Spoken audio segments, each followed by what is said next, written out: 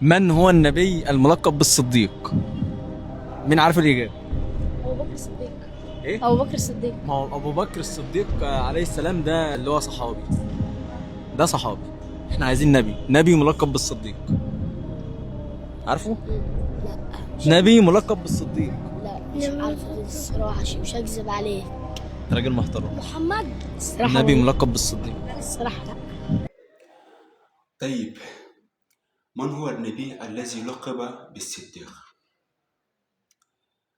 النبي الذي لقب بالصديق هو يوسف عليه السلام، والدليل من القرآن الكريم: يوسف أيها الصديق أفتنا في 7 بقرات سمان يأكلهن 7 إجاب و7 سنبلات خضر وأخر يابسات لعلي أرجع إلى الناس لعلهم يعلمون.